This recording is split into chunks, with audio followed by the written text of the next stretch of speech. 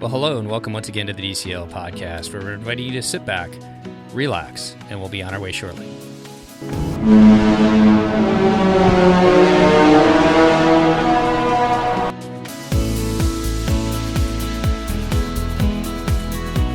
Well, welcome back to the DCL podcast, your podcast to help you and your family cruise a little smarter. And I'd like to welcome back to the show. We've got a full slate of people here today. Let's start with, he's not really even a guest anymore. He's part of the podcast just as much as anybody else. I'd like to welcome back to the show all the way down in Lakeland, Lake from Florida. How you doing today, Lake? Wow, every time you guys say that, I blush a little bit. A little tear trickles down.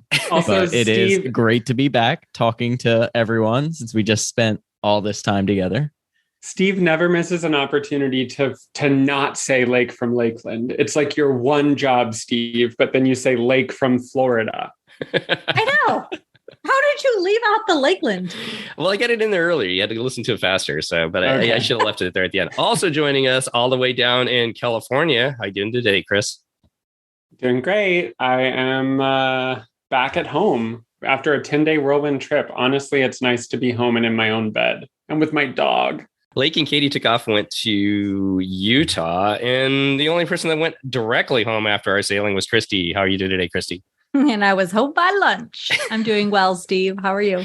The rest of us were at the airport waiting for our planes. No, relaxing. Chris was at the car rental. I think we should start with the end of the cruise that says maybe don't rent from budget. Don't rent from budget in Port Canaveral. At the end of your cruise, because I had like my lunch on my plate and was back at my desk working, and she was still in line. At budget in Port Uber Canaveral. eating her coffee. Starbucks. Oh, but you know what? That's a cautionary tale. We can throw our lawyer thing at the end where it's like the opinions are those just of the people who speak on the podcast. And my opinion is budget in Port Canaveral is terrible. It is terrible. Terrible, people. Terrible. Well, let's talk about something better then. We are going to do a recap on our sailing. All four of our families sailed together on the Disney Wish. It was a great time being able to spend a lot of time together. Maybe too much time together at time. No, I'm just kidding. No, it was a great time. It was a lot of fun. Yeah, doing dinners, lunches, breakfast, trivia, and many other different things. But just to kind of dive into it, this was a 4-night sailing on the Disney Wish that left out of Port Canaveral. We went to Nassau the first day. Then we went to, we had a sea day. Then we went to Nassau. Then we went to Castaway Cay and back, and it was just an amazing time. I think we've had several. We did the episode with you and Christy, where you guys got to do pre-inaugural sailing. So we've got a little bit of background on the Wish and kind of your thoughts. And then we did a snippets episode, which has already been out. So we kind of heard some of our thoughts as the sailings were going on. And so this one, I think we're going to try and do it. We'll do it the best we can as far as getting even some more thoughts out there, maybe a little bit different than our normal trip reports where we go from stateroom to dinner to whatever else. And I think Lake wanted to touch it off. And I think this is a good way to do it because it's such a different ship, a new ship.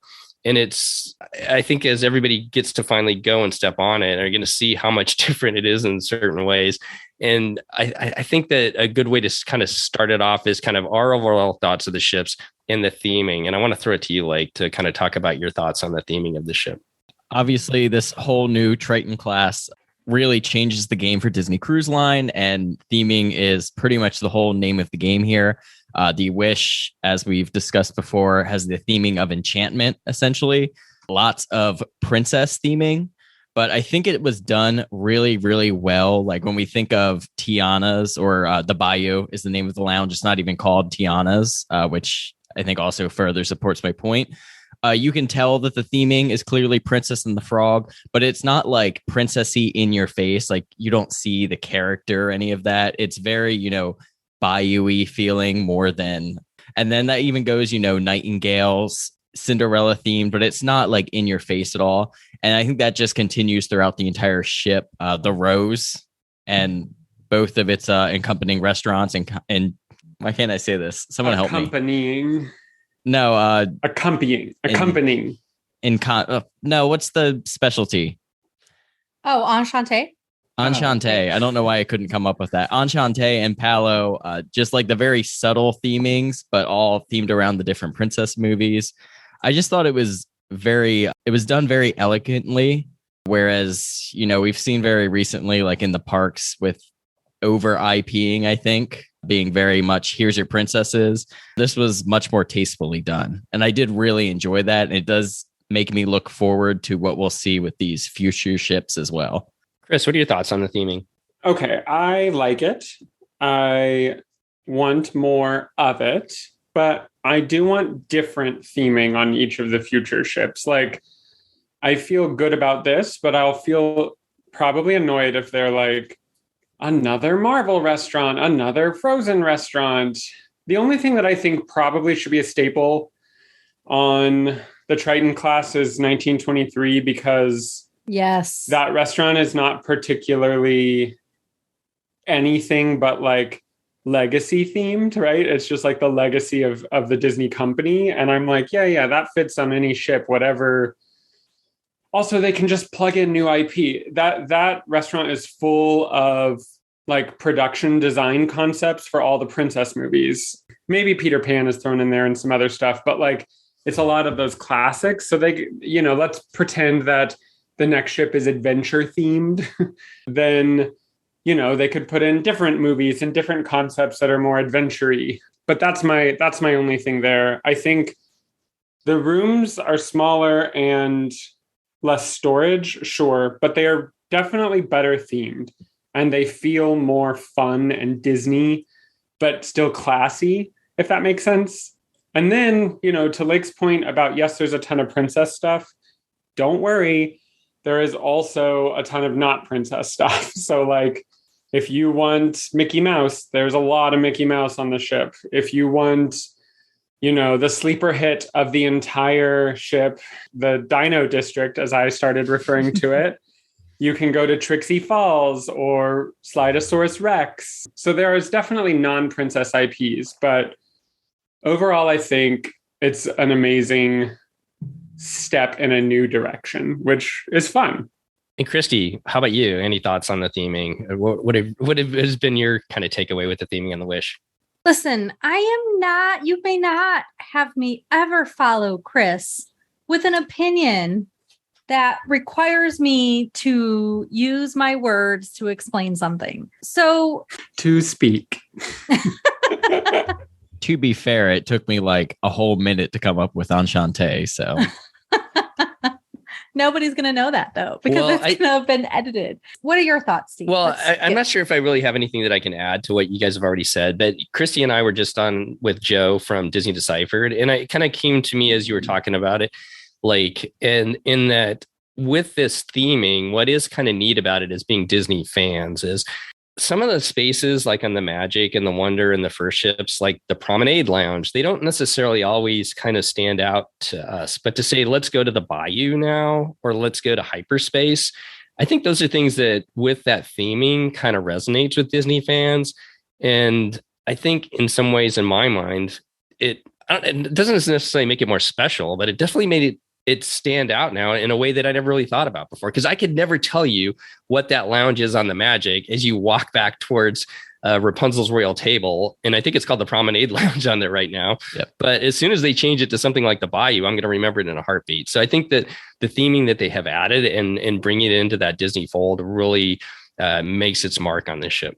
And it's like Chris and Seth said during their snippet at the very end of our Snippets episode, that like it's not that memorable where bingo is played on any of the ships, but we understand Luna at this point, right? Like we understand these lounges, even Triton's, which is this tiny little like space where certain game shows and things like that will be played. The Bayou, like we understand that. We're going to remember that. Even if I call it the wrong name, throw in some extra words, which I'm pretty sure I did every time we referred to that lounge. We all know what I'm talking about. It's so well themed that we can come up with the name that quickly, where Promenade, like maybe that's the lounge, but right? We don't know.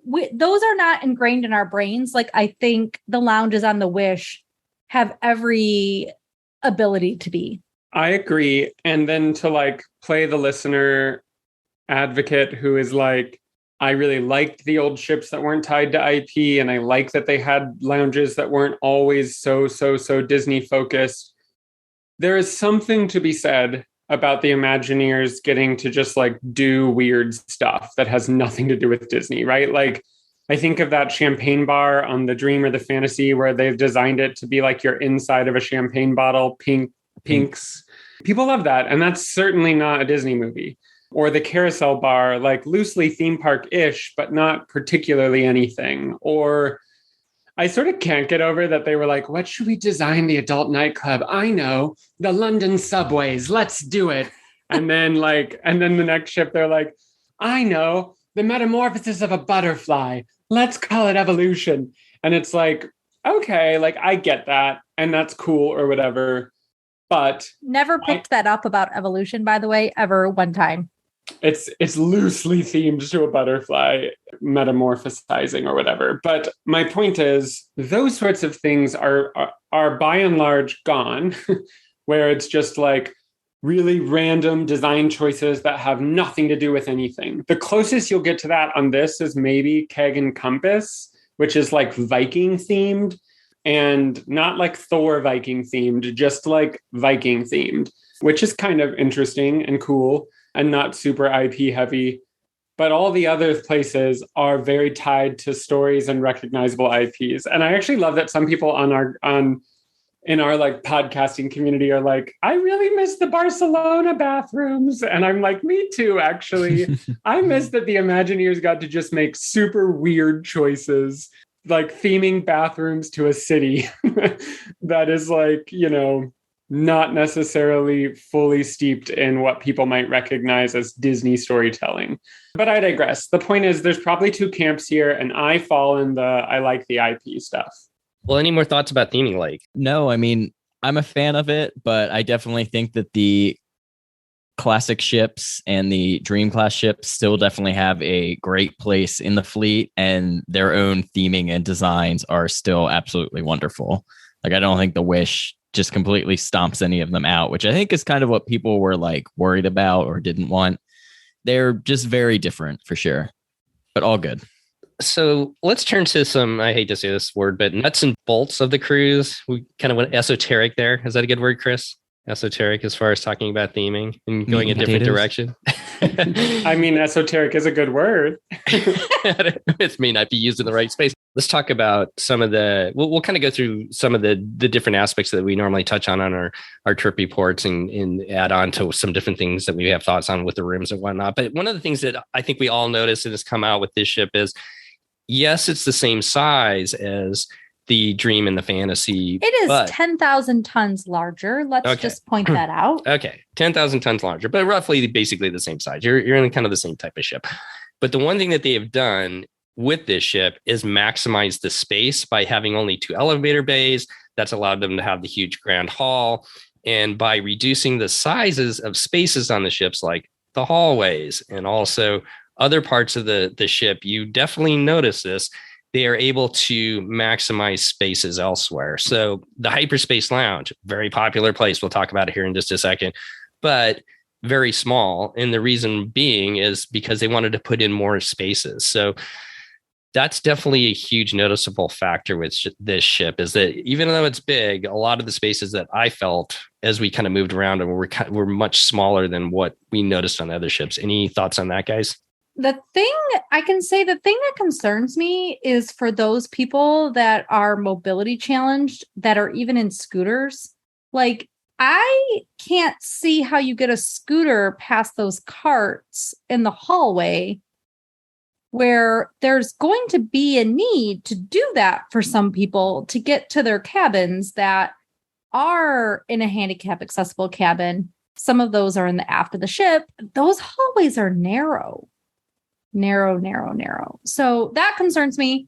And in the rest of the accessibility as a whole, I think we've touched upon this briefly in other episodes, but this is definitely something we're going to need to have somebody on that is in a wheelchair of some sort, either a scooter or a push wheelchair, because I would like to hear what their opinions are, because there's a lot of stairs on the pool deck. There's long passageways, narrow hallways. the dining rooms are very full and crowded. How, if you have any mobility concerns, how do you make your way through to the tables and things like that? Some of these concerns are concerns I have about the ship. Amazing. The ship is amazing. Let's just remember that. But I am curious how some of these things are going to work out.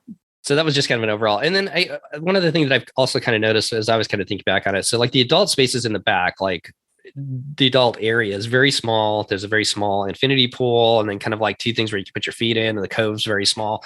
But I think that what we did find out was our group ended up gravitating towards Currents, which is in the front of the ship. And that's a great space where hardly anybody was. So one of the things that I think that I've kind of figured out too is, and I think Wake and I talked about a little bit, is I think this is kind of one of the ships that may take a couple cruises if you can do it before you can find those spaces that maybe you want to gravitate towards. I mean, you go back there and you see, and it's like wall to wall people in the cove. But we found that there's beautiful furniture throughout this ship. The outdoor deck furniture is amazing, very comfortable. And up at Currents, there was nobody there. And you had this great view looking back at the funnels, all lit up at night. It was a great place to just hang out and have a kind of a finishing off conversation from the night. Yeah, I think we thought we found that one section of chairs the first day on the side. Like if you went further towards the dead end, which people who are on the ship will know what we're talking about, the dead end of the adults only space, this great set of chairs with like this amazing breeze. And I think we thought we'd end up there, and we really only were there, a half an hour before sail away. Like you said, we found Currents and we found other spaces to go and spend the evenings. That's what is amazing about the ship, is there are so many spaces and nooks and crannies and just so many lounges that you really can find new places to be. And because the lounges are set up the way they are, I do find that in the hours that I'm typically roaming the ship and hanging out, there are more people in all those lounges, which my recollection of all the original 4 ships, there weren't those, crowded lounges that were lively. These lounges are packed now in the way that they're set up. So just to kind of finish up with that thought, one of the things that this ship does is it kind of funnels everything to the middle. And by doing that, where all the lounge space is, rather than having to go back to the back of the ship or the front of the ship, wherever the adult district is, to have to actually go and look at that, you are just naturally being drawn into there. And I think that's what helps bring those spaces alive a little bit more than what you see on some of the other ships. So from there, let's just kind of go through a couple of different topics. We've talked about the rooms before, a little bit of lack of storage. Let's just touch on if we have any different thoughts on each one of these topics. Let's start with you, Lake. Any thoughts about the rooms in general that stood out to you? Yeah, a couple of thoughts. I mean, we overall liked the rooms. We liked the retheming of them, very clean, very bright. The storage really isn't an issue for Katie and I because we are just 2 Disney adults doing our own thing. So we aren't trying to pack 4 people's worth of clothing into there. So that doesn't really affect us. Some of the weird things about the room that I would like to note: one, the TV is no longer on a swivel. In all the old rooms, you would have the curtain that you put across so you could separate like your adult space from your kid space. That is gone, and the TV is only mounted in front of the bed now. So if your kids are sleeping over in the sofa or pull down area, they really can't see the TV or aren't going to have a great view of it. So I did think that was a little weird, but other than that, I did really like the room. The mirror lighting on the main storage there was awesome. I used that to record the whole week. We were the last veranda before it starts the ocean views. So we had that like little sweeping metal thing over it. And I actually thought that was kind of cool. We were right below the bridge. Yeah, we were like right below the bridge there. And that's always kind of cool to see them like moving around in there as well.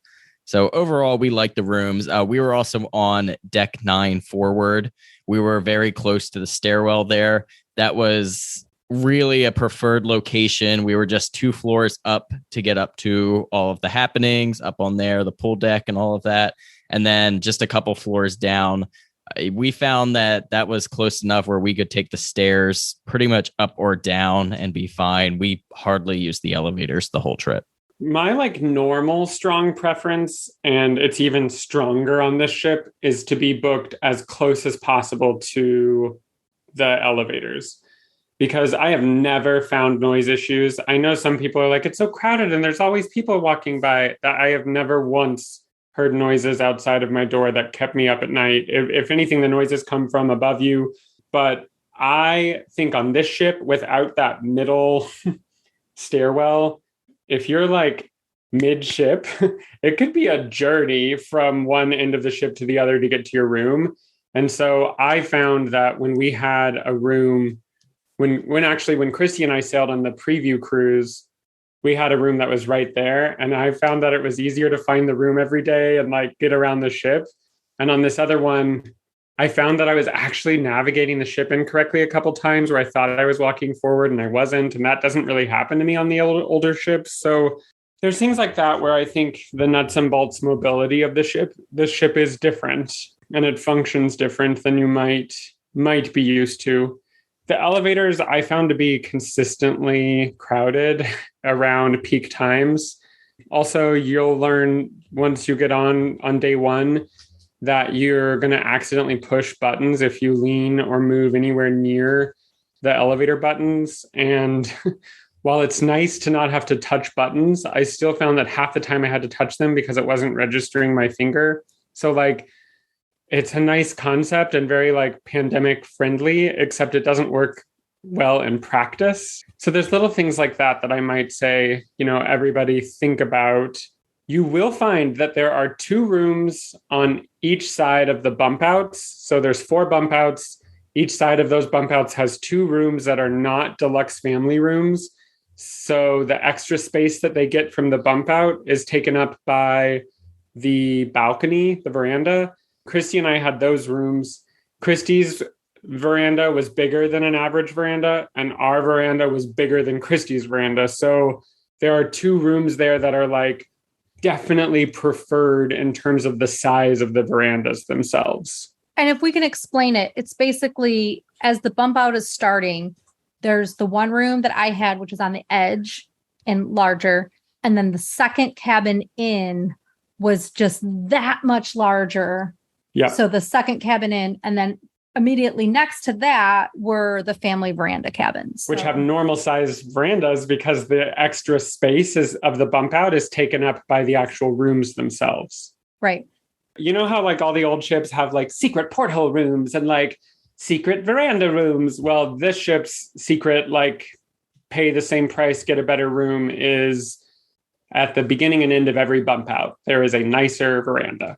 Yep. So I don't mean to put you on the spot, Christy, but any thoughts now as a travel agent? I mean, everybody's got a different need as far as what a family needs as far as a cabin goes, but I really liked having our cabin up by the forward elevators. It was a quick walk to the elevator, so it was easy to kind of access the ship from there for us. We were a little further away from the food in the back if you wanted to go up into the pool deck area, but it was pretty quick to get down to the Grand Hall and then also up to the Friendship Fair for the pool deck food. Any thoughts on that as a travel agent as far as where you might recommend some people to think about staying? Yeah, I think like Chris addressed earlier, not in the very middle of the ship. So near one of those elevators. This ship is smooth. And honestly, you don't feel a lot of movement. You feel movement, like the ship is moving. And it was funny because there was one night we were somewhere all together and I was like, I need Dramamine. Like I hadn't taken it until we had been moving for over an hour. It was, I think, a few hours in by then. And I was like, yeah, my body needs a little Dramamine, but it's so smooth. You don't even know you're moving. And then after that, you still, only if you have like real motion sickness problems, I think, do you even feel at all that the ship is moving. So I don't think you need to be like, I need to be mid-ship so I don't feel the movement. No, you're not feeling much going on, especially right now with these Bahamas cruises, you're not feeling much. So I think I would recommend to my clients to be on a bump out if you can, to be near one of those elevators. And Chris and I, was I the only one that viewed the family veranda with the fold down bed? I might have been on the preview. I think I did because I think everybody else. I didn't go to it. Yeah. Okay, everybody else left and did something else. And I was like, I'm going to stand in this line and go and view this cabin. If you can search for the cabins that sleep 5, they have extra storage. So if you can swing the extra money for this larger cabin to have the family veranda, they have a whole, even if you're not going to use it, like let's say you're a family of 3, whatever, there's a whole row of a cupboard of storage that would be very helpful. And in the family verandas, there's also in the front of the ship, like on the original 4 or the first 4, there's like a drop zone in the family verandas. But in the cabins we all had, which was the regular veranda, there's no drop zone.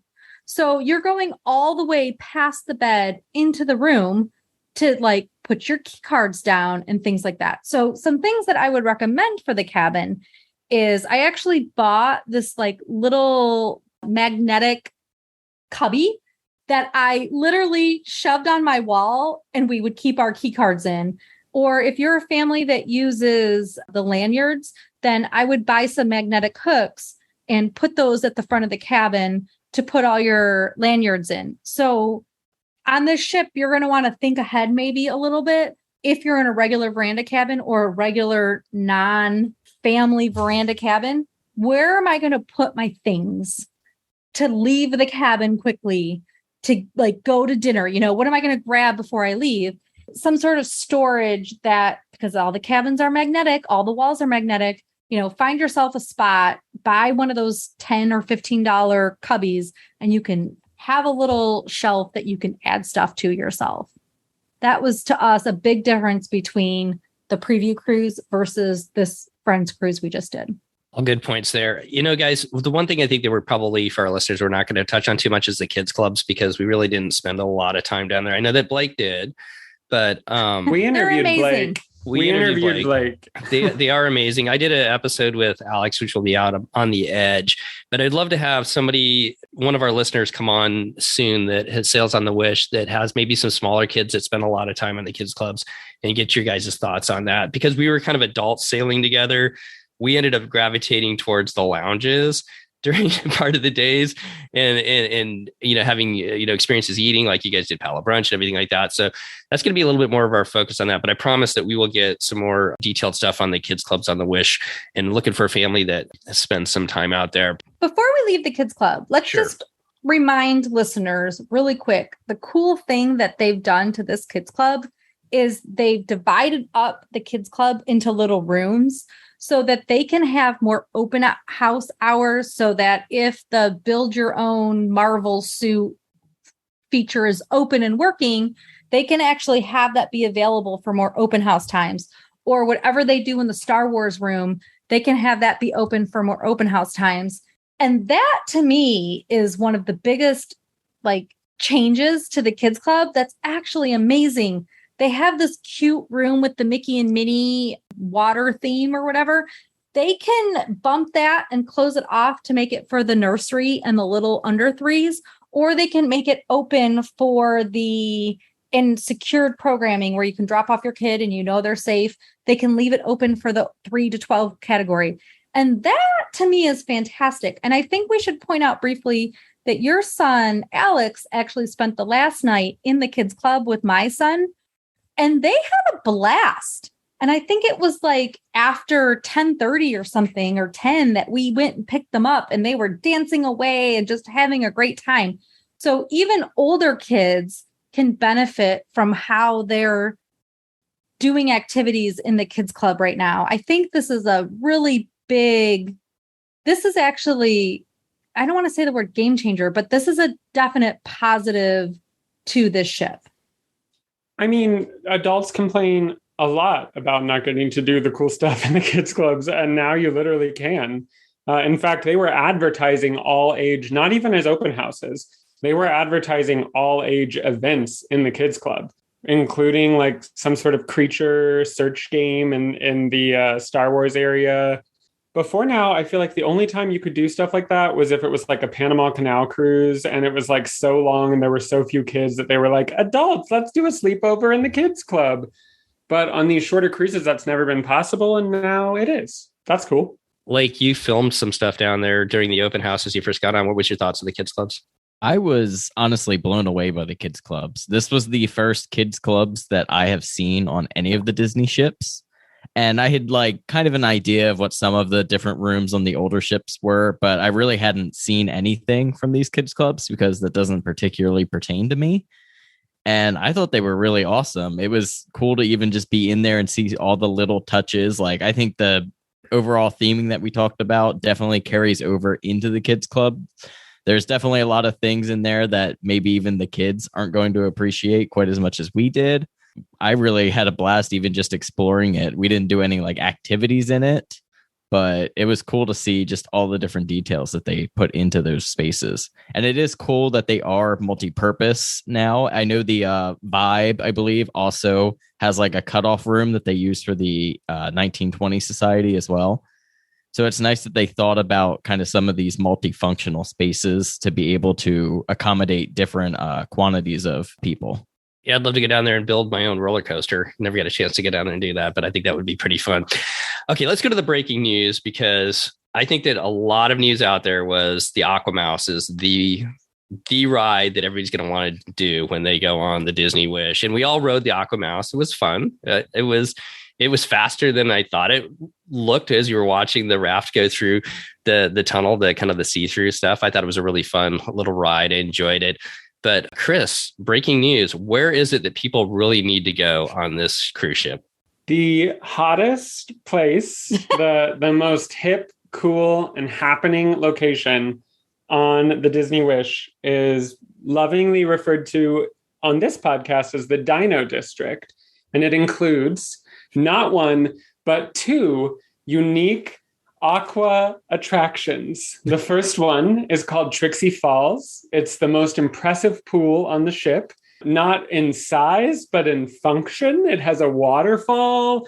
It's Triceratops themed because there's a sign next to it that says Trixie Falls. And it is definitely amazing. But then hidden on that sort of like funnel is a slide called Slidosaurus Rex. And this slide involves a nightclub where the doors open. It is air conditioned in there, solving a huge problem from the other ships. The entire stairwell is painted black with themed lighting, dinosaur stickers everywhere, and club music. It is like, and it is just like this total amazing nightclub. And then you get to the top and you get to go down a really fast and spinny water slide. And it's not age restricted. Like you could literally be any age, probably have to be a certain height. I don't know, maybe. But you could be any age and go on this water slide and it's fast and fun. So my opinion is that the Dino District is the most innovative, cutting edge, advanced space on the Disney Wish. I would like to concur with my colleague, Chris. We all waited, like 20 or so minutes to ride the Aquamouse, and we're like, oh, okay, that was cool. Yeah. And then we went over to Slidosaurus Rex and we went up the stairway and was like, wow, it's really bumping in here. We danced. And then you go down the slide and you get down the slide. You're like, wow, that was actually a really good water slide. Like you like zip down it. And the best part is it was like a 2-minute wait. So we went down that slide like three or four times. Yeah. Yeah.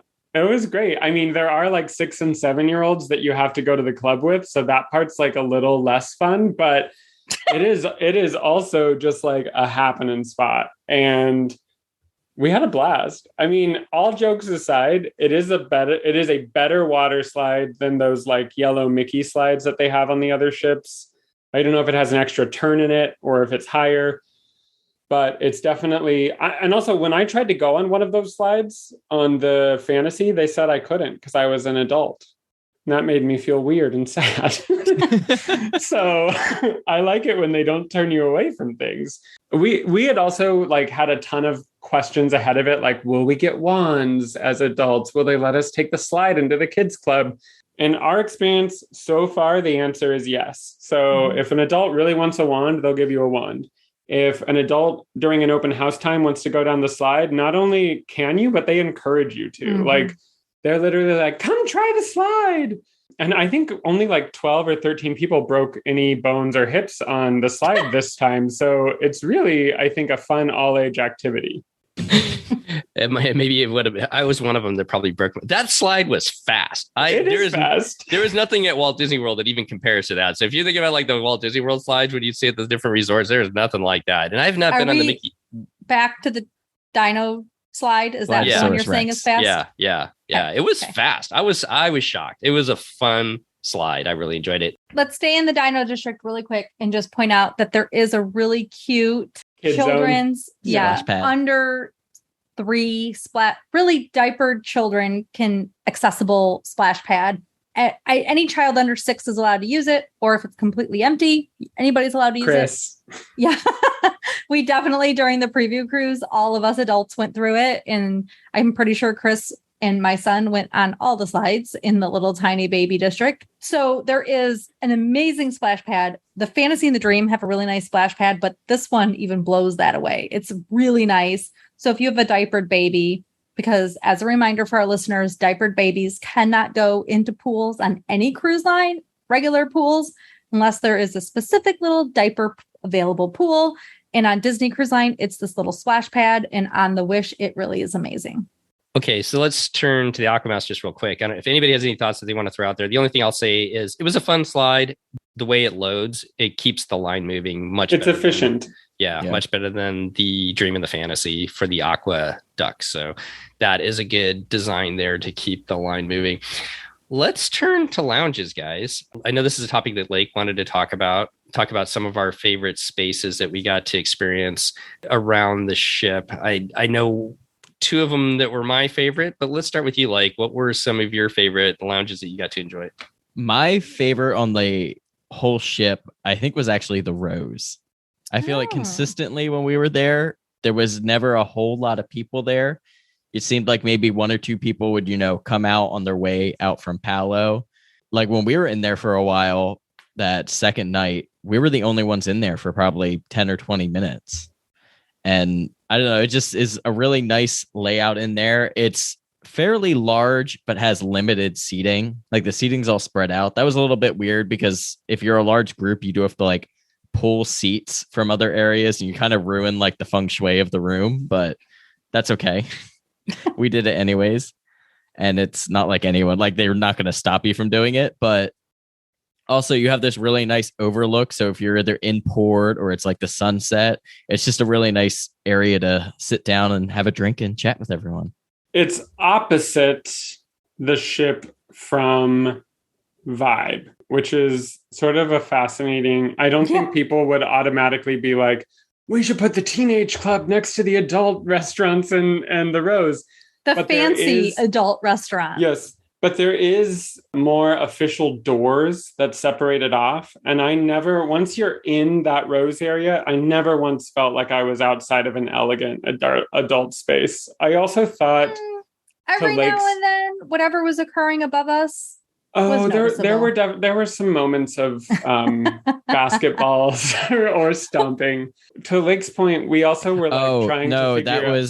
We figured out what that was. What was it? It was the door to the Cove Cafe. No. Is what makes that thump noise. No. Yeah.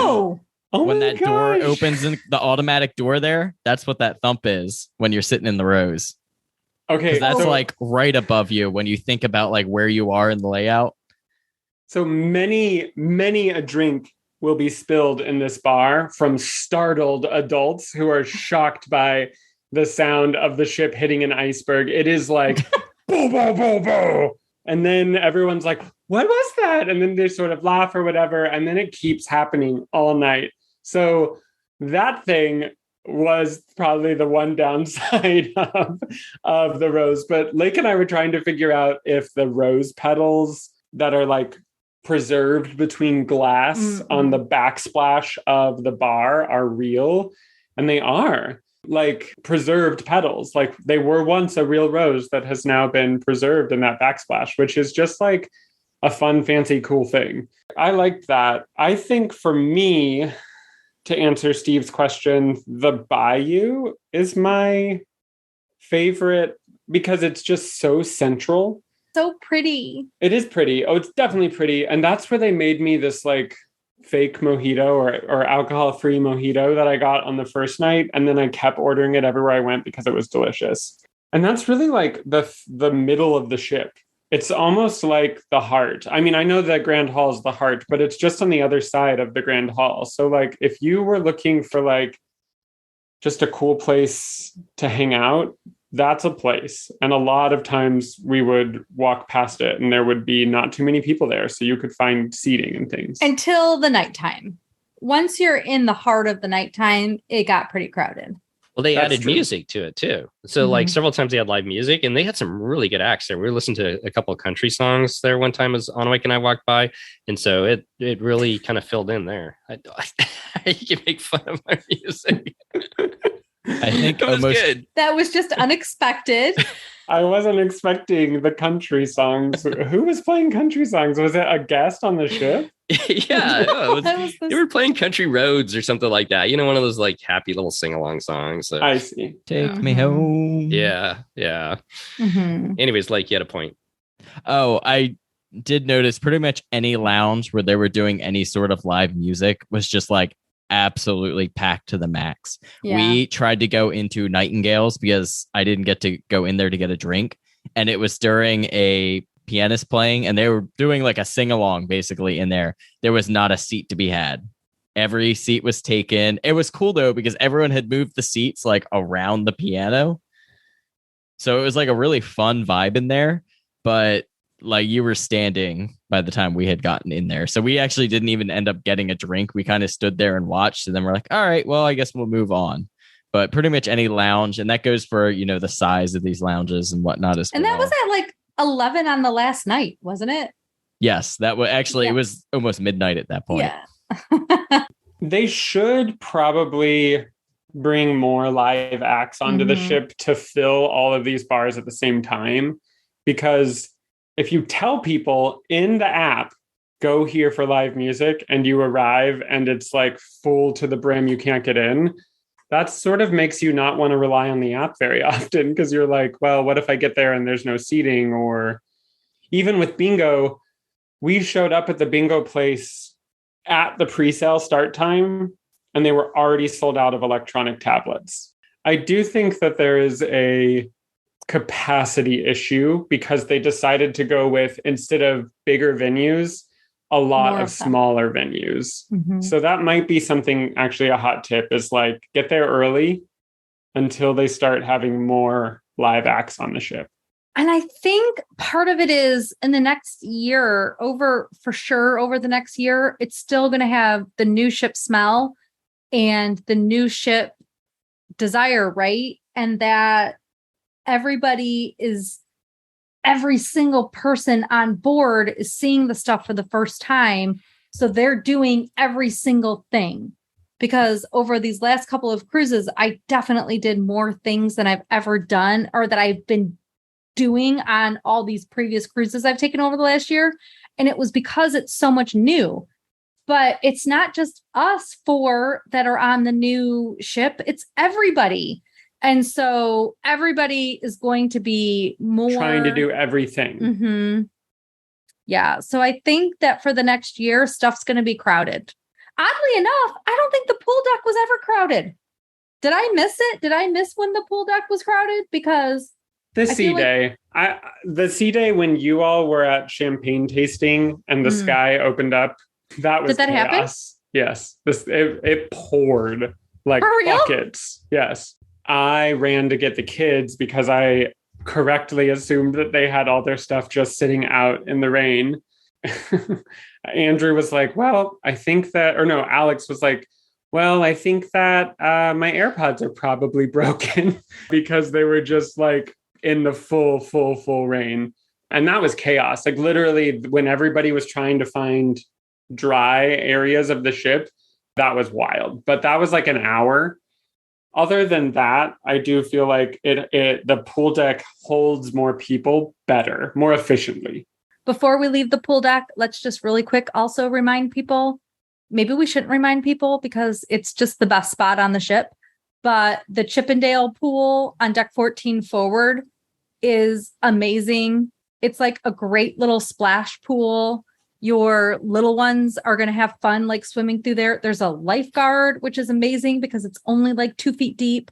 It is a nice, lovely area. There's a huge section of chaise lounge chairs that are completely covered. So you can not get any sun and just be hanging out there. It is a nice pool. And then they have like in the back of that, they have that waterfall. And I think Amber was the first one to tell us about that. And she is not wrong. It is amazing back there or up there. Not quite as good as the Dino District, but it's pretty good. Yes. Like, you had a thought? Oh, I was going to say, especially that sea day, I do think the pool area got a little bit crowded. I was up there, I don't know, maybe like 6:37, and like people were waiting for them to put the chairs out. Sorry, I'm like really terrible with words tonight. And like 6:30 in the morning? It was like, yeah, like 6:30 or 7. And they were putting their chairs out.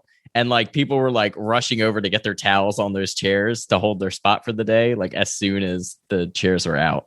That sounds like the Disney I know. Yeah. Also, I do think the like moving from that lower pool deck up to the upper pool decks is a little bit chaotic. Like if you're trying to get up to the adult area without going through Marceline, up the stairs and out the doors, that's a little bit of a weird choice because there's just like wet children running around everywhere and people splashing. And like even splashing on your legs while you're walking up the stairs, like chaos. That you are not wrong. I don't remember which day, but I was all dressed for something and I had to walk through there. And I was like, okay, here's where I get all wet. Had to have been our Palo day. Probably. Let's go back to a couple things on the lounges and we'll touch on hyperspace. One thing to point out, which I think that you guys enjoyed at the Rose, is think about this. If you like good drinks or expensive drinks, the 2 restaurants that serve right back there by the Rose are Enchante and Palo. So people may be drinking more expensive wines and champagnes there, which means they may have extra bottles of those open that they need to sell. So think about the sommelier bin at the Rose, because you guys got a Tattinger for like $11, which normally that's well over $20 a glass on board the ship. So Tattinger champagne, that is. So, and then you had a Tuscany too, right, Kristen? Yeah, I had another drink that was like $17 a glass if I would have ordered it. And I just, please give me the red. And you can even say, I want a sweet red, or I want a regular red, I want a white, or I want a champagne. And as long as there is an open bottle sitting in there, they will let you pick that. And then once you have it, they'll tell you what you are drinking. You may not ask what you're drinking before you start drinking it, but man, that sommelier bin is where it's at. So definitely consider a pre-dinner or meal glass of wine or a post-meal glass of wine in the Rose, because definitely getting your money's worth out of those drinks. I think as for how the sommelier bin stands compared to other ships, that was like the best selection. Like typically it's like, oh, there's like 1 bottle of red, or there's, 1 champagne. And that was basically like, oh yeah, we have champagnes, we got whites, we got reds. Just let us know. So we got an extra bottle because everybody was like, because we had gone to champagne tasting that day, I want champagne and I want champagne too. And so we used up the first bottle in the bin of champagne, and there was another one available for us. So yeah, definitely ask and see what they have. It is worth it. And in my fake mojito there, they put the really fancy like Luxardo cherries, which that's not going to be in those other bars. Those are like fancy cherries. So even if you're not going to drink alcohol, you can have some fun up there. You're stuck with the maraschinos down in the bayou, Chris. Yeah, not my fan. So, and then the Keg and Compass, one thing to point out, I guess, they didn't really want to take if you've got the beer card from the other ships, they would not accept that in the Keg and Compass. They want you to buy the new one because the new beer mug is 2 ounces more. I think it's 20 ounces versus 18 ounces or something like that. And it's a little bit higher price. So if you want to do the beer card, you're going to have to buy another beer card in the Keg and Compass. I heard that you could use the other cards in other parts of the ship. I didn't try it, so your mileage may vary on that one. Let's talk about the Hyperspace Lounge really quick. We did a snippet with your husband, Dave Christie, on Hyperspace Lounge. This is very popular. I think I've heard now that you can book it on the app. Yeah. Anybody know for sure? Yep. As soon as you are at the port, you can book it in the app. Okay. So it's something that's probably definitely going to fill up pretty quickly, at least for the first year or two, as people get to spend time there. Who wants to go first? Who wants to talk about their experience in hyperspace? Or any thoughts on it? It is cool, fun. The hyperspace goes by on the side. So it's not like you're flying into hyperspace. It's like you're flying past hyperspace, if that makes sense. I think Dave talked about this in the snippet, but that's kind of a unique take on watching hyperspace. If anybody has sensory stuff, it is loud. I know. Dave talked about how it was like this quiet bar. I'm like, quiet from what? The echo in there was a lot. When it jumps to hyperspace, it wants the whole bar to stop and watch. And so it's just very loud every time it happens. And that definitely impacted members of our party who were more like sensory sensitive. The drinks were good and fine. They've already sold out of a bunch of the like custom cups and things that go into that. You know, like, I don't even think this is a hot take. I would just say that there are better Star Wars themed bars elsewhere in the Disney property, like space. Like Oga's is definitely larger and has a bit more of a Star Wars-y cantina feeling. This felt more like if Star Wars was like a luxury yacht or something, which is nice, but it's different. So I don't know. I don't know what your mileage will probably vary depending on how big of a fan you are and how interested. But if you can get in there, my tip would be do it once. It's cool. And the drinks were good.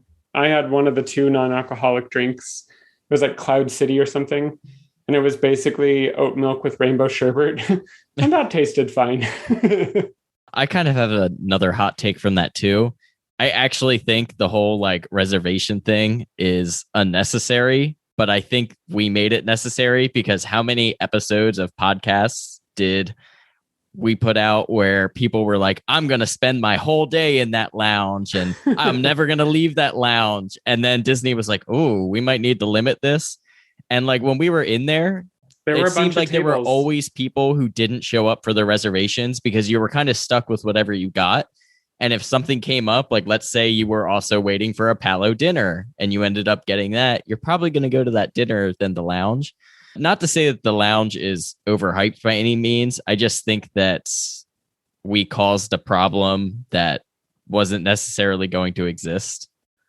Like, I honestly think it would be better if you could just go to it. Because it would be busy the first night.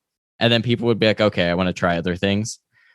Otherwise, though, I really did enjoy the lounge. I think it was like just enough Star Wars theming. I enjoyed that it actually encompassed different eras of the Star Wars movies rather than being stuck like in the sequel series, which Disney likes to get stuck in.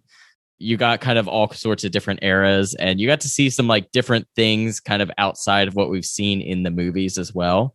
So I do think there's like a lot of little details in there that Star Wars fans will definitely appreciate. I agree with you on that. I really enjoyed the time in hyperspace, but it's not a place that I'd really want to stay the entire day. I think there were some other places that I would enjoy to spend the day there instead. So Chris is going to have to leave here. I want to touch on just 2 things quick with her before she leaves, because we all went to see Seas the Adventure. I really enjoyed that. I missed the fact that they didn't have a 20-year-old playing a little girl, but I mean, we have to move on with reality. It's unfortunately, hard. It is. So I think we all agreed that Seas the Adventure was fun. Any thoughts about the shows? Because you went to go see The Little Mermaid as well. If you want to talk about the 2 shows or just The Little Mermaid. First, let's quickly touch on the theater. The entire theater is projection mapped. So they do a lot of really fun location-based stuff. The first night, the first night show, Seas the Adventure, very much sets the tone for the cruise, which I think is nice. There's like some fun interaction elements with Tinkerbell, with the projection, stuff like that. Seas the Adventure to me is still too short. I truly don't know, do they plan to add things or not? Because now the app says that it's a 30-minute show. So I'm like, oh, is that like just, that's what we're doing? And some people like that. Don't get me wrong. Some people literally were like, that was the perfect length. And I'm like, okay, I get it. But for me, I could have used twice that length and more interesting. Of the random characters that just show up at the end. Yeah. So, but I think it's overall a win. Oh, my one critique of Seas the Adventure is I don't think I like it when the classic 5 characters sing. Like, I do not want to hear Goofy's rendition of Let It Go. Like, hard stop, full stop, can't handle it. When Goofy starts singing like, let it go, I'm just like, literally the worst. Makes me feel queasy. But I digress. I know the Fab Five are like the Fab Five for a reason or whatever, but that's my one tiny critique of that show. Overall, though, they have the truly weirdest trio of Elsa and Elsa, Moana, and Merida. And their songs get all like warped together at the end of it. And your brain is literally like, does this work? Is it working? I don't think it's working. And then you're like, I think love it's working. It. I think it's good. And so that's just cool. And they took a risk and I think it paid off. They did a transfer from the Finding Nemo musical in Animal Kingdom, which is the Crush song, Go With The Flow. That song has a great theme, though, which is essentially like, let your kids take risks. And I think on a Disney cruise, that's actually a really great time for your kids to take risks. We talked about it in our Snippets episode, but like, wow, was it so cool to let Steve's like 12-year-old influence our kid to stay out till midnight and do stuff on the ship, because we were like, that would not have happened at home, but we felt safe enough to let that happen in this case. So I think that's a cool song there. The Little Mermaid, I wanted to reserve my opinions on that show because I don't think it's working very well yet. And we had seen a preview, so I thought, oh, let them open and see if it gets stronger. I would still say it has some things that need to be worked out. But conceptually, it's fun. I like it. I would go see it again, probably. I would say the entertainment here is not night and day or leaps and bounds different than the other ships, but it's good, solid, what you've come to expect. And Seize the Adventure is probably one of my favorite of the like random Disney song mashup shows of all the ships.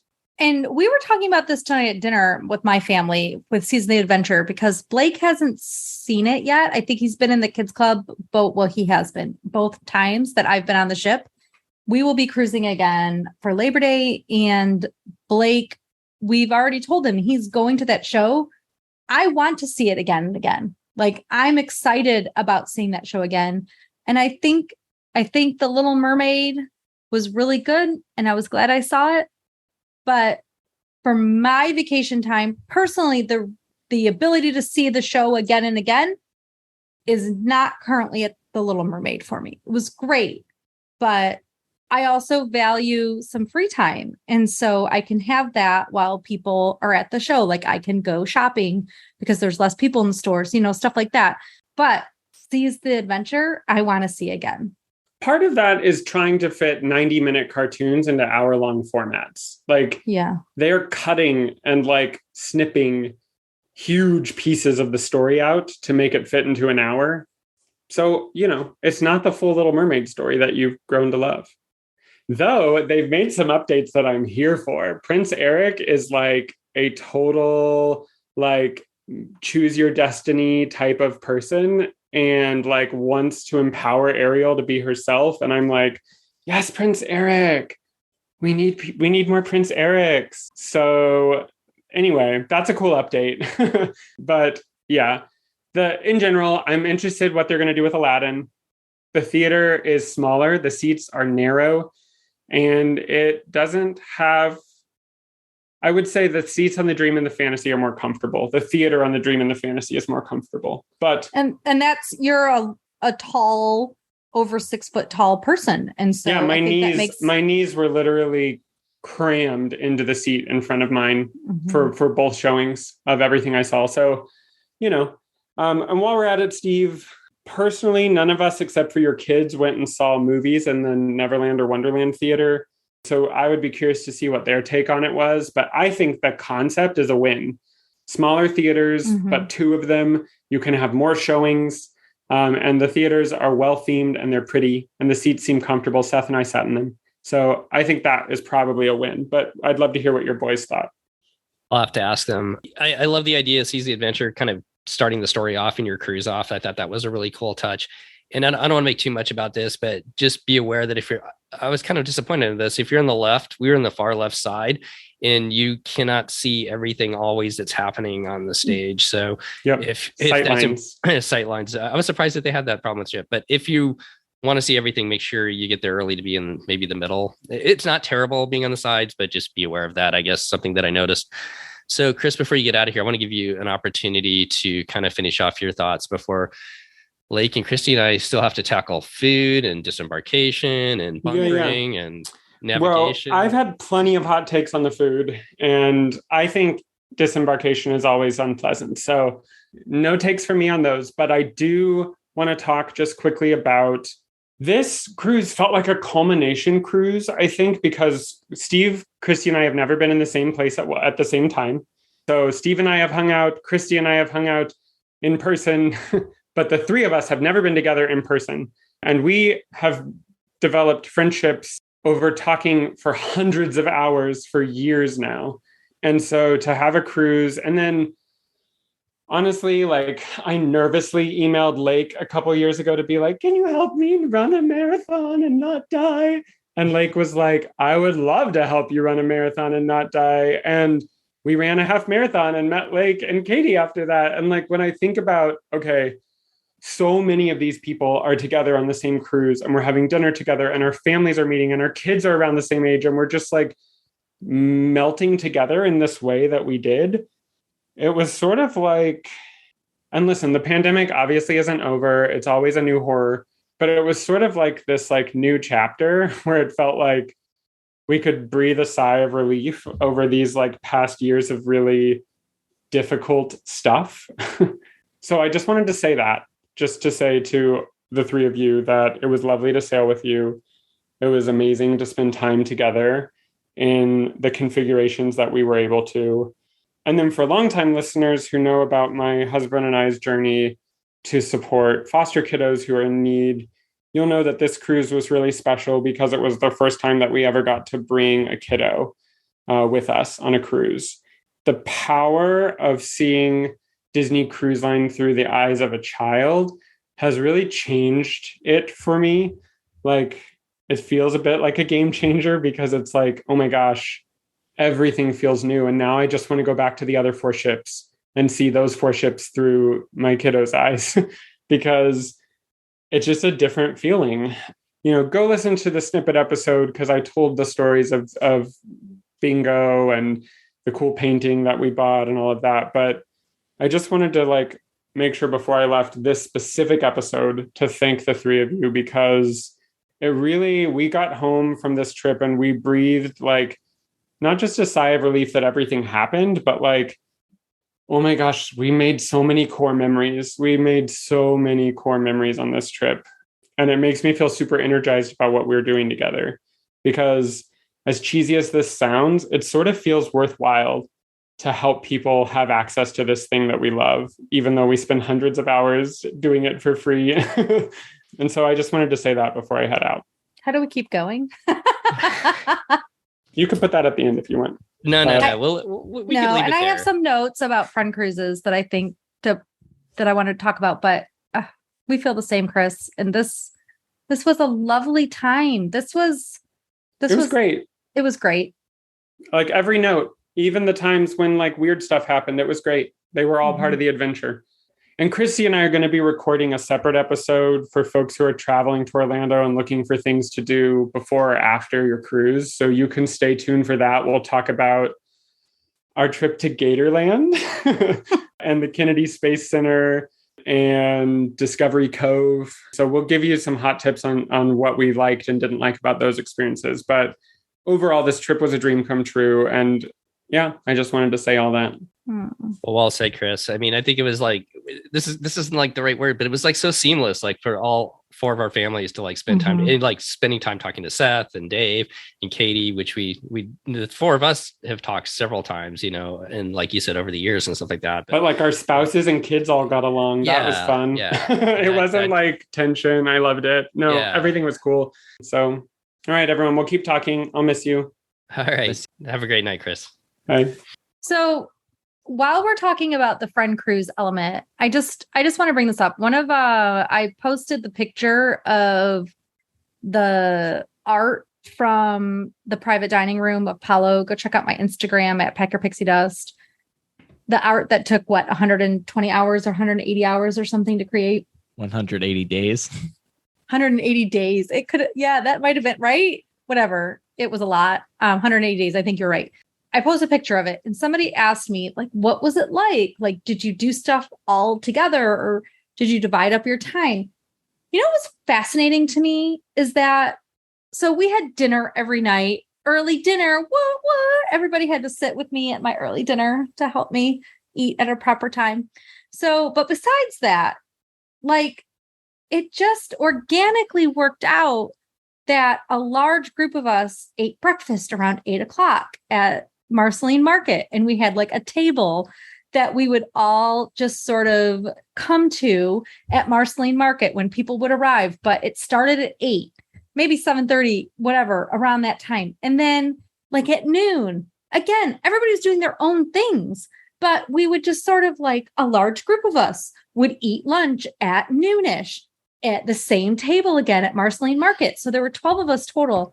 And we didn't do everything together. We didn't even really talk about the fact, and my phone didn't work half the time. So we didn't talk about the fact that we would be meeting at this location at this time. But naturally, we just did. And then we would have our dinner and then we'd get our after dinner drinks. And, you know, some people would go to the show, but we had our little spots around the ship where we would have an evening nightcap. And I am so into the friend cruise idea because this was the most fun. I've done a lot of cruises since the restart, like probably too many for a normal person. And yet this one like hit every point. Just the fact that we had just all these great moments and you could like turn around. I feel like we ate the entire cruise. All we did was eat and sit around and talk to each other and eat again and talk and eat, right? But it was like all these like little moments of we could do our own thing, but again, we'd come together just naturally at these times together. And God, I am here for a friend cruise. I agree with you. I mean, that's what makes, you know, multi-generational Disney Cruise Line being such a great, you know, vacation for multi-generational friends, you know, families, whatever your group is it's just such a great, there's so many different things that everybody can do differently, but then there's those just natural times like breakfast, dinner, where we all kind of come back together and share those moments together. So any thoughts, like? I mean, this was, I think, our favorite cruise we've ever done, being on a new ship that, as Chris has said very many times, like we all got to be kind of part of this together. Chris and Seth were there at D23 when they announced it. They were sharing all the details with us. And then to kind of go through, you know, with the podcast, talking about every little scrap of news as it comes out, you know, hyping up Hyper Lounge Bar for months and months, you know, to finally get to go and experience that all together as a group of friends was just absolutely amazing. And then just the way that it all kind of fell together. And what's kind of cool about friend cruises too is, you know, I think we all have our routines by now, that what we like to do. And sometimes that kind of pushes you to maybe go somewhere different or do something a little bit different from what you normally would do. And that's fun because you get new experiences on a very familiar type of trip for us. I think of Christy being up at 11 o'clock at night outside of Currents as we were sailing back to Port Canaveral, still talking. Multiple nights we did Multiple stuff nights. like that. So I just got a couple more topics, I guess, that we should touch on. One of them was, and I don't want to make a big deal about this, but we had kind of a rough first night service. And talking to one of our friends that is working on the ship, he made mention that they actually had, and he gave me a number. I'm not sure I totally believe it, not calling him a liar whatsoever. It just seemed like incredible that they would have that many people turn over, but they had a huge turnover rate based on their contract time from when they started, I believe, in Germany to at the end of the DVC cruise. So when these first two cruises, like us being the second one after the DVC cruise, they had a huge turnover rate with a lot of new people. So if you're sailing anytime soon, and I will say that our service team like bounced right back. The next 2 days, it was incredible, spot on service. So you may experience that, but there's just a lot. There's a lot of new people. It's a new ship. and they're getting to learn things. There's there's a couple times when they were like, I think Bonwick and I ordered a drink one time and they couldn't find what they were looking for. And you could tell that it was like they were new up there. They're just trying to figure out the spaces. So I would say just, maybe have a little bit of patience, just like us learning the ship, they're learning the ship as well. And I've heard that the galleys are actually further away, which we think they're all in the middle. Like the restaurants are all aft. They're all aft on floors 3 to 5. So they're stacked above each other. And so I think it's like a shared galley situation between all of these. And so they have to move between floors occasionally. There were times where our drink server was just gone for a very long time. I had an allergy. Chris's allergy, I think, was less of an issue, but mine, of course it was. My food comes from a separate galley, and I'm not the only person with allergies, right? On Disney Cruise Line, there's the people cruise Disney with allergies because they're so good at it. And so I think part of the problem, we were a group of 12, which is just so many of us, and they were trying to get the kids, some of their stuff out first. And I can see how it could be difficult, right? But then to have the galley be further away, and our drink server, I think, would be off chasing stuff. And we can all think back at all of us that have cruised where, your assistant server and your main server are sharing the responsibility of running to get the food, but it's not such a long journey. And I do feel like we felt that a little bit and then our head waiter actually stepped in quite a bit as well and made sure we had beverages in front of us. And so we were getting, that service a little bit more consistently throughout the meal while they were running off to get whatever next course was needed. I was getting my drink filled up one day, and there was like the server kept trying to pour and couldn't get the ice was blocking the water coming out. And I was like, well, that seems like a fun carafe. And he's like, yeah, they made it new for the Wish. And I was like, well, seems like a smart decision.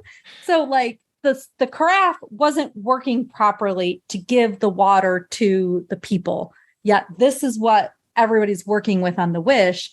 They didn't have as many practice cruises before people got on that they would in any normal situation. And they're working with new equipment and new utensils, right? And new equipment, and everything's in a new location. And so there is something to be said about that. But they were spot on by the second and third night, which was amazing. So they were amazing. And I even said to my server, I don't even know how we got on this topic, but I was like, I'm going to be back in September. And he was like, I'll take you again. I know exactly what you need. He's like, I've got you. We're good. This is golden now. I'd love to serve you again. And it was because, he was like, I know how to handle this. I know how to handle, how to serve you, to make you happy and everybody else. And so that is the thing, is he's like, I know you now. I would love to serve you again because I know that you can have amazing dining experience. And that's the thing, is they want to have that experience for people. They just have to learn their ship as well. I don't know if I have much to add from what you and Chris talked about, Christy, on the previous episode when it comes to the dining restaurants. I enjoyed all three of them. I really like 1923. Don't miss 1923. Do not miss 1923, especially for food. That, to me, that was the best of the three as far as the food goes. But I'd like to turn it to you, Lake, and kind of get your overall thoughts of the three dining rooms, if you had anything stand out as far as Worlds of Marvel, Arendelle, or 1923. World of Marvel, I do think the menu was a little bit lackluster. It just needs a little bit of love, I think. It's got potential. There's great things on there that I think should be really, really good. It just needs a little bit of love. I actually enjoyed the show in there. It was funny. It had lots of little Marvel quips if you were into that. So I enjoyed it. It would be interesting to see, if this restaurant continues. They hired out these characters to come on and be on the ship. So I definitely think we could end up seeing this restaurant again. What would be interesting is if you have longer sailings, if there's some sort of different story that you see on other nights. And I think that would be really interesting. Arendelle was actually I think the restaurant that most surprised me. I knew I was going to enjoy the show. I thought the show was pretty decent. I didn't think it was overly loud, which was one thing I was worried about. I think Tiana's and Rapunzel sometimes is just like you have to stop everything you're doing and watch the show. Whereas where we were seated, we could still hold a conversation if we wanted. The character meet and greets for both Marvel and Arendelle are very quick. Don't expect to see these characters and be stopping for pictures with your daughter dressed as Elsa and the rest of your family. It's very much, hello, I am Elsa. Goodbye. Like literally that quick. But the menu at Arendelle was definitely the one that surprised me the most. I do think 1923, though, was the best and the strongest overall menu. Definitely the not to miss one for sure. I agree with you on that. I love the filet at 1923, and I like the dessert in Arendelle, actually, that I got, which is just kind of simple, and it had a little Norwegian flair. Let's stay with the characters for just a second. I enjoyed, I don't know if you guys got to interact, but I wore Ed and from the show and Chris have got orange shirts. So now I am a proud wearer of an orange DCL shirt. And I was wearing it as I was walking through the Grand Hall one night. I think it was like the second night, the sea night or something like that. And there's these two minstrels that kind of walk around, a man and a woman. Did you guys get to interact with them at all? They're the ones that I put a video up, and they do like quick 1-minute shows of the different Disney films and stuff like that. They act those out, but they were also going around and like talking to people, but they were in like character to being like, I'm trying to find the right word. I was trying to find the right word for it, but they like literally like people that would be living in a castle. That type of kind of era, and those type of people are using that like kind of old English sort of speak and everything else. And they were making fun of my shirt that I looked like the sun, and they were going, get away from the sun is attacking us and stuff like that. And so I thought that was kind of a neat little touch that they've added. I hope that they continue to do that. Kind of, I've never done the street characters like at Hollywood Studios that people have talked about. I've never actually ran into them, but I love the stormtroopers. I think that's like one of my favorite things to do is to interact with stormtroopers when you can. So I love the fact that they've added this to the Wish, and I hope that they continue to do that or keep that going. Did you guys notice anything different with the characters? Yeah, no, I mean, I think I noticed there were definitely still, like on the other ships, characters roaming the halls like we've discussed before. And obviously your Captain Minnie meet and greet. And of course, her first mate, Officer Mickey, as well. Chris would appreciate that joke, guys. Yeah, I didn't see anything new and exciting like that, but it's great that it's there. Let me point out really quick that the Princess Promenade whatever meet and greet is back, where you can walk up to each of the princesses, and you actually, as of right now, are making that reservation on your 30-day check-in. So when you're doing your check-in 30 days before the cruise, that is when you would to reserve your time if you are looking for it to have your children do the princess meet and greet. And as of right now, the characters are still distanced. So there is still, it's not a huge distance, but there is still social distancing occurring with the characters on the ship. Any thoughts, like, on characters? I do think you have to try a little bit harder now to see the characters in comparison to when we were on the Magic back in February. There was still a lot more distancing, and they weren't necessarily announcing all of the characters. I felt like we ran into characters on that cruise like probably every 20 minutes, and they were up on the sun deck or up at the pool deck very often. I think you really have to go back to the app now and like be intentional about finding them if you want to go and get your picture with those characters. So a couple more topics and then we'll finish it up, because I think there's a fun topic to finish it up with that you brought up, Blake. But let's talk about merch real quick. Inaugural sailing merch. So it says inaugural season. Is that what it says? I can't even remember. Sailings. Inaugural sailings. So just be aware. I think talking to a couple of people that people started lining up the day of sailing to get in the shops and buy stuff. It seemed like there was still some stuff maybe by the sea day or second day, but there was definitely things sold out if you wait to the third or fourth day. Blake, what were your thoughts about the merchandise that was available? We actually bought quite a few things on the last night, and we got pretty much everything I think we would have wanted. Quite a few inaugural sailing things. You could tell that there was some sold out stuff because there were like duplicates of items in random spots just filling shelves. So they definitely are going to sell out of things. If you see it the first night, definitely buy it. You can always return it, as has been said many, many times. We were happy with what we found and what we got. I didn't feel like I missed out on anything. I did see him restock because Lake's got a hat on that says Disney Cruise Line on it, and they were gone after the second night, and then by the third or fourth night, I saw them restock. So they did restock some things, but I was looking for that coffee mug that you got, Christy, and they were gone. Yeah, I will look for that for you in the future, but it looked like almost all coffee mugs were sort of gone on our cruise. So any thoughts overall on the merchandise or merch being available, Christy? There was a lot less than there was at the pre-inaugural on our cruise for different sizing and availability of merchandise and just options of merchandise. But what I think will happen is that maybe in August, some of that merch is still going to be on low availability, and eventually they are going to restock it.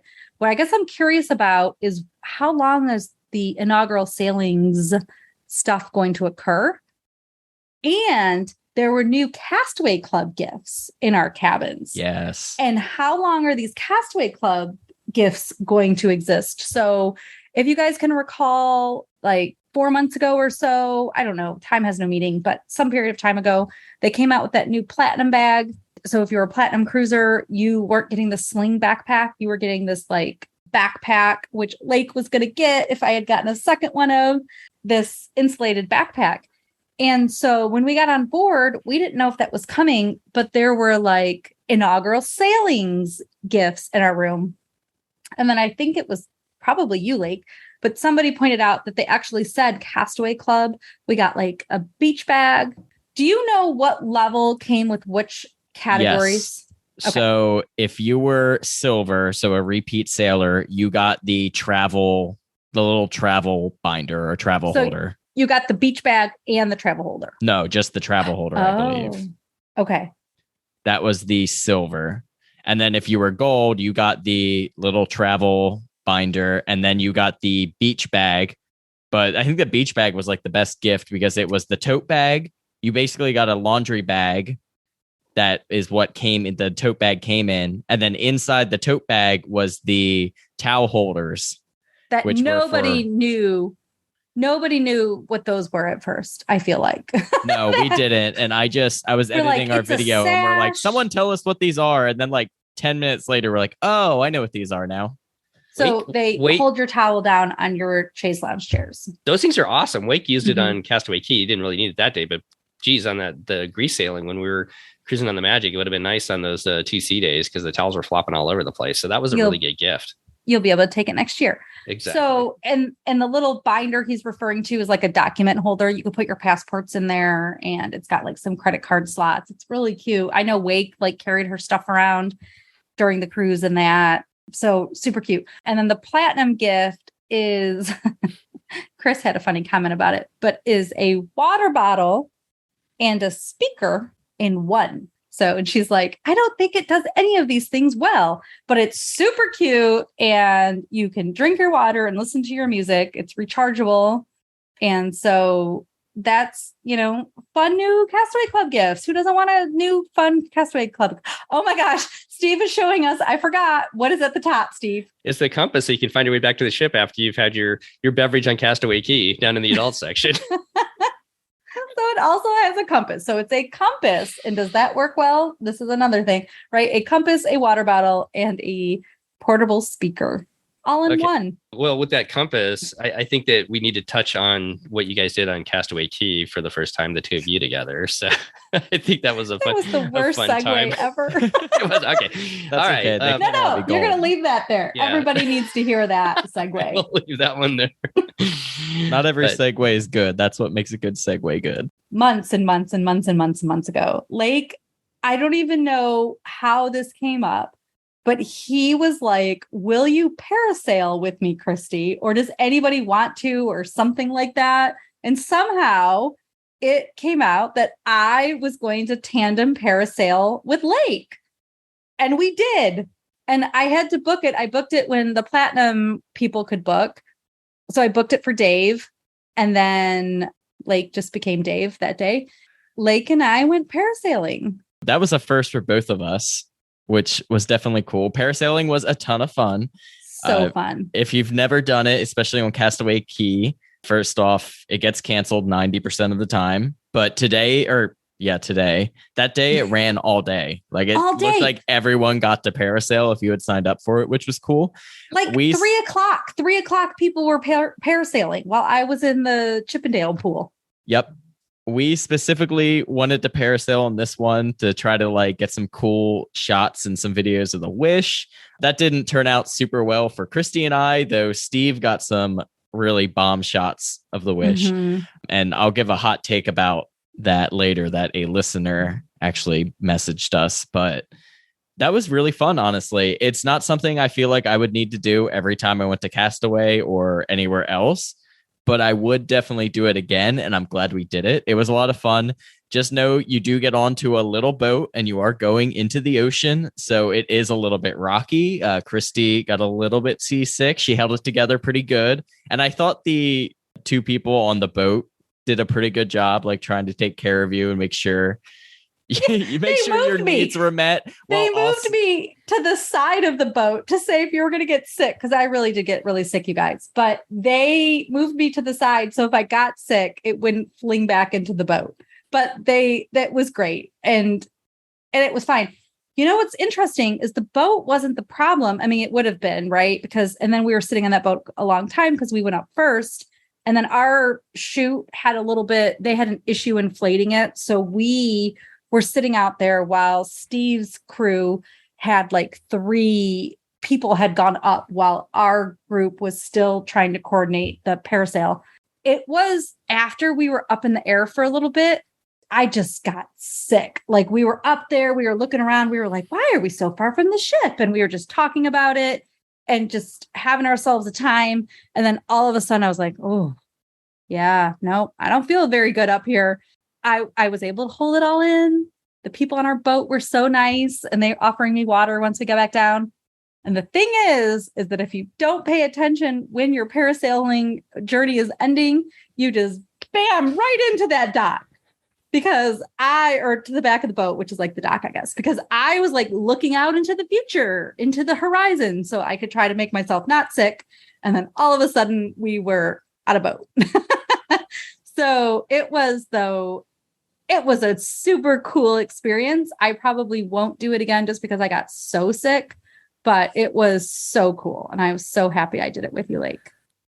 Yeah, it was really fun. It makes you feel really small when you're up there and you're in the middle of the ocean, because you can just like see the whole circular, like, or the whole curvature of the earth, and it's just ocean all around you. We could see, Castaway, the ship, and Abaco Island off. But other than that, you're just like up there. And once you're up there, it's smooth. Mm-hmm. Getting up and coming down was a little bit bumpy for us, but otherwise it was fun. It was a really cool experience. You go up between 400 and 500 feet, depending on how many pounds you and your partner weigh. That was a fun fact that we learned. And yeah, it was super cool. And you don't get wet at all. Like, I think I was expecting somehow to be in water at some point, but no, unless something doesn't go quite as planned, you do not get wet at all. Our drivers had a good time with this because he did it. He didn't do it for everybody, but he did it for a couple where he flew you all the way down and got your feet. So he dragged your feet through the water and then popped us back up again. Yeah, it was super fun. And it's amazing how quiet it is once you get up there too. So quiet. One hot take before we move on from this that I wish we had known. It is suggested that maybe you tip the people taking you out. And from what I heard, what you should do is tip them prior, because they will be more encouraged to give you a better experience or a better location. And you may even be able to convince them to be like, hey, here's my tip early. Could I get some cool shots of the ship? So if you're going to do parasailing, I would strongly recommend to tip them before. I felt like, oh man, we should have brought money. Like it just didn't occur to me to have money. But all of the tour operators that were doing the parasailing were really nice, helpful, helped you get on and off the boat, helped you figure out what to do. I was super nervous. They calmed that and made jokes, and it was good. Yeah, very professional. And unfortunately, you guys are a little bit further out. When we did it, this is the second time we did it on the Dream. They had us a little bit closer to the ship. So you got some better shots even than what we were here. I wish I would have had your equipment. I wish you and I could have traded places, in all honesty, because I know you would have gotten better videos and shots than I did. we have got a long episode in here. I hope people have been enjoying this. I want to throw just a couple things out here. There is, when you get on the ship, if you haven't heard this, they run it at about every 10 or 15 minutes as you get on, and people are kind of crowding into the grand hall there. They do run a quick show there. So if you want to, they were kind of pushing us along. Hey, go to your muster station. And we're like, hey, I think they're going to run a show. And we weren't sure if they were going to run a show, but they do run a show about every 10 to 15 minutes or so. So if you want to stick around that, it's a quick, minute or something like that. I won't give away what happens there. And then in the evening, I believe, if you guys know, it's at 11 o'clock it starts. They do a kiss goodnight in the lobby as well in the grand hall. So you can go and do that. That is kind of we actually saw that, just happened to be walking by and saw the end of it. That is kind of a neat experience as well to do. And we love talking about the music on here. I love the music on this ship. It was different. I don't know what was different about it. I don't know if you guys could put your finger on it. It wasn't just your normal Disney music. It was Disney music, but it was set to like Caribbean theme or jazz themes or different things like that. It was just very different, and I enjoyed it. I think the music there was more orchestra type jazz, maybe, right? That might be the right word. But even Marceline Market had different music. And I loved it. It was all the Disney songs we know, but with like a different tone. Loved it. Yeah, lots of very different instrumental styles throughout the ship. Mm-hmm. I believe when we were up in the Rose, it was all like violin and pianist style. But then, as Steve said, there were certain parts where it was more like Caribbean inspired. I forget what it was in Currents, but I do remember noting that I enjoyed the music that was playing up there as well. Kind of retheming to go back to where we started, kind of retheming all around the music, the spaces, the overall vibe and feel of the ship. The horn. Well, you know what? They have two. You know what? I found this out too. They have two different horns, actually. They've got the musical horn that they play, but they also have an older horn because they've got two different. I've got two different sounds from it. So one sounds normal. Yeah, one sounds like a dying seagull. Well, it's. I've got a picture of it, and I put it on Facebook, and so it's like multiple horns. So it's that Mickey-shaped head. It is a beautiful horn. Yeah, it just doesn't sound good. Yeah, it sounds like an organ at a hockey game, sort of. In some ways, sounds like a dying seagull organ in a hockey game, all combined. All right.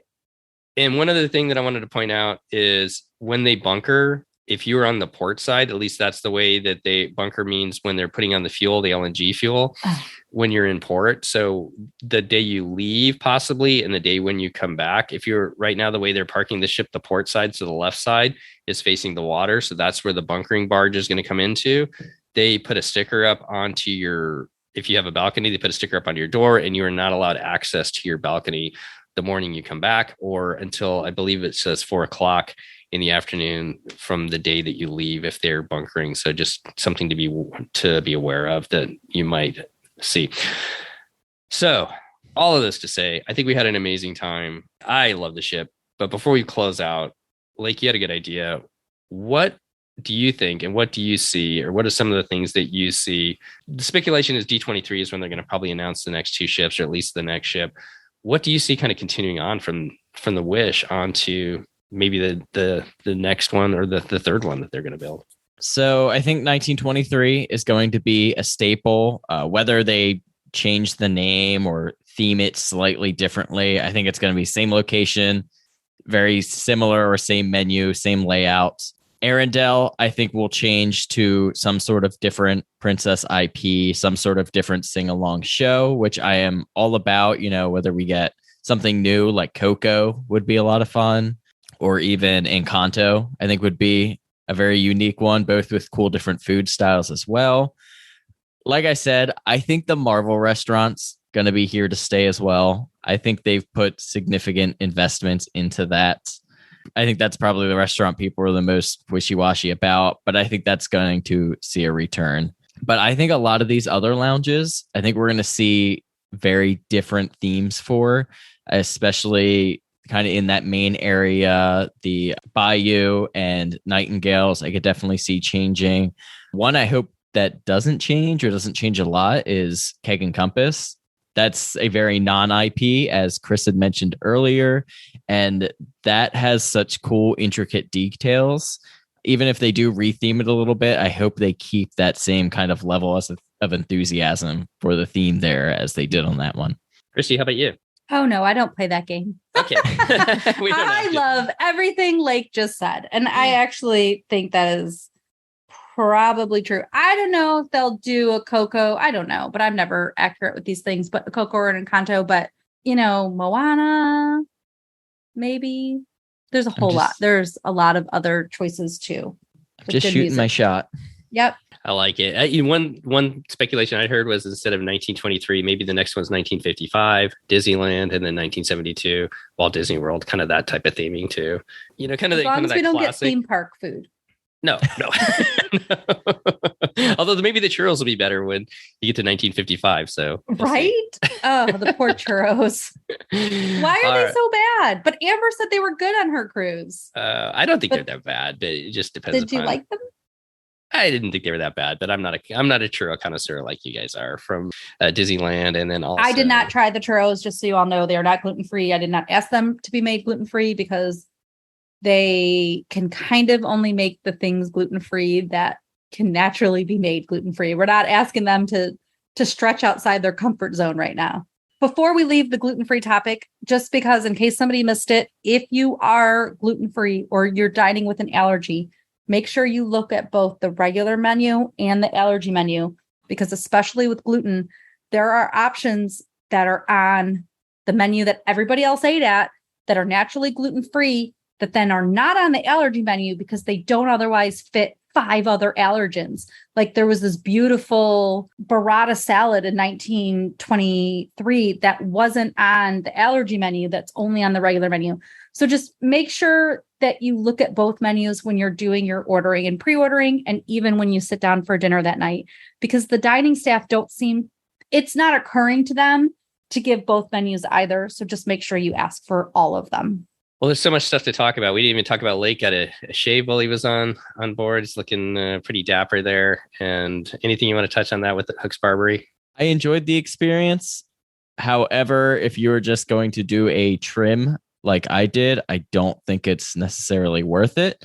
And if you are going to go, I would honestly go like all in and do the whole like premium experience. I did just like the express shave and I really enjoyed it. I had a very relaxing time. They basically do like a facial as part of the experience as well, but it did leave me wanting a little bit more.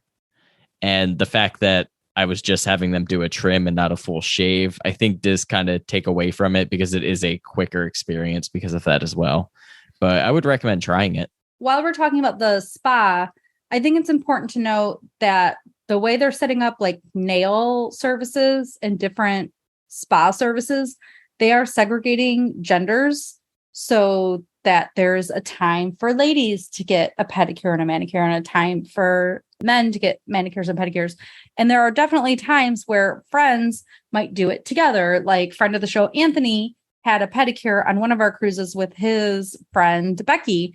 And they wouldn't be able to do that together the way it's currently set up on the Wish. So just something to note until maybe that'll get changed. I'm not sure, but something to note. And one last hot tip about the spa. I think if you're looking for that quality space to really get away from the crowds, the rainforest room is huge on the Wish. I didn't actually go into it, but something I just heard recently is they will sell day passes, but only if they're available, if they don't sell out for the full cruising passes. So right now it sounds like if you really want to have that quality away time where they've got just some beautiful whirlpools and beds and everything to relax on, it sounds like you need to probably, if you're going to be able to get in there, buy the whole cruising pass and maybe not count on the fact that there may be a day pass available, at least for the near future. All right. So such a pleasure sailing with you, the two of you and your families. And I think that we all agreed that she's a little bit different. She's beautiful. She's got some magical touches. And we really enjoyed so much of this cruise. And like, I'm going to leave it with you today and kind of give your final thoughts on sailing on the Disney Wish, yours, and if things that you and Katie have talked about since we disembarked. We love the ship. We're excited to get back on, explore it some more, and hit some of those things that we didn't get to do the first time. But I definitely don't think that this totally overshadows the other 4 ships by any means. I think the Dream, Fantasy, Magic, and Wonder all very much have their place in the fleet still, and we are just as excited to get back on those ships. But Chris really hit the highlight here that getting to sail with you three and getting to sail with your families and just getting to spend basically half a week all together, getting to know each other even more and getting to spend that time in person and having such an intimate meal in Palo. Like, we didn't even talk about that, but we had the most amazing meal in Palo, like best meal ever. Definitely on DCL. Best evening, right? Like, right. So much fun. In Lake, you and Katie and Chris and Seth, we, with my husband as well, we all did Palo brunch. We spent like 6 hours in Palo between the Rose and Palo. Like, yeah, so much time up there that day. Good memories, good times, like amazing times. As Chris said earlier, it was chocked full of core memory experiences. Thanks to being on board with all of you and your family. So thank you all for letting us crash your little bash here. No, it's not. You didn't crash our bash, and it was fun for all of us to sail together, and we look forward to hopefully doing it again soon, because it was, like you said, core memories and a trip of a lifetime. Lake, you were up early, you were to bed late, you had cameras all over the ship. I know you're going to put together some amazing videos. Where can people find those videos when you get them published? Stories from the whole trip are on our Instagram. They are all on highlights by the day, so you can go through and kind of follow along the whole trip. If somebody doesn't understand what that means, reach out to either Lake and myself. We will help direct you to figure out what it means to go to a highlight in the stories, because there's a lot of really good content on Lake's Instagram page, and we want to make sure you understand how to get it. So send him a message. He will help you figure it out. And if you don't feel comfortable with that, send me a message and I'll help you figure it out. Yep. And that's over at mouse.gen on Instagram. And then all of our vlogs and ship tour videos will all be over on our YouTube channel. That's MouseGen, MOUSEGEN. And the first day vlog, actually, I just posted like in the middle of recording this. It is almost 45 minutes long, which is on the long side for me, but I couldn't help but not cut things out. So very excited to share. We'll have one up for each day, and then the last day usually just gets tacked on because we're like, oh, we're up, we're off the ship. Yeah. And then I did, as Steve mentioned, I woke up at 5 a.m. one morning to get shots of the ship without people in them, and that turned out very well. And I am very excited to eventually put a ship tour video together, kind of basically going floor by floor, showing you all the different spaces available on the Wish. I'll try and make sure that I get up on our Facebook page too, is putting links to all your videos over on MouseGen at YouTube. Make sure you go over and follow Lake and Katie and all their adventures. Not only DCL, but with Run Disney as well. Just a lot of fun and amazing videos. Thank you so much for all you do, Lake, because I am too lazy to carry a camera around and put together all the stuff that you do. And I really appreciate it. I know a lot of people love watching those highlights. All right, as we get out of here, I think we actually made it a little bit less than a normal MCU movie time run. So, and we didn't even tell everybody that you guys won trivia. And Lake and Katie, if you ever see them coming in on an MCU trivia night, be careful, because they went 20 for 20, which was pretty amazing. I guess as we get out of here, Christy, any final thoughts from you tonight? No, take friend cruises, people.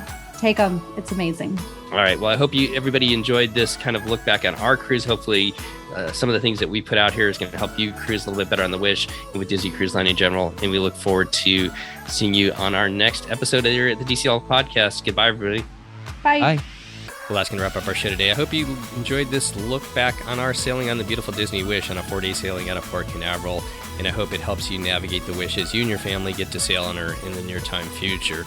If anybody sails on her sometime soon, we are looking for all the feedback we can get on the Disney Wish. If you'd like to come on and share you and your family's experiences, you can reach out to me, Steve, at DCLpodcast.com, and we'll find a time to get you set up to come on, record your feelings and thoughts and your experiences as you sail on Disney's newest ship, the beautiful Disney Wish. Well, if you've enjoyed this show and know others who would enjoy it as well, we sure would appreciate it if you pass it along.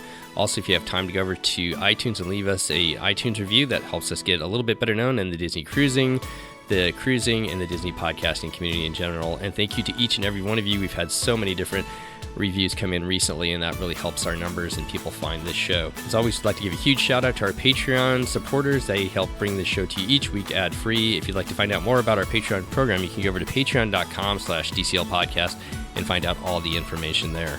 Well, as the summer slowly winds down, there's still a little time out there to go out and have a little bit of fun before school starts. If you're heading out to sail on Disney Cruise Line, headed out to the parks, out at Adventures by Disney, or just dreaming about your next vacation, on behalf of myself, Steve, Christy, and Chris, all of us here at the DCL Podcast, we want to wish you to be well, enjoy time with family and friends, and we'll see you next time on the DCL Podcast. The DCL Podcast is not affiliated with the Disney Cruise Line, Walt Disney Company, Adventures by Disney, or Run Disney. All of the opinions expressed on our shows are those of the hosts and the guests who appear on the show. If you have any questions about any of these products, please contact the Walt Disney Company.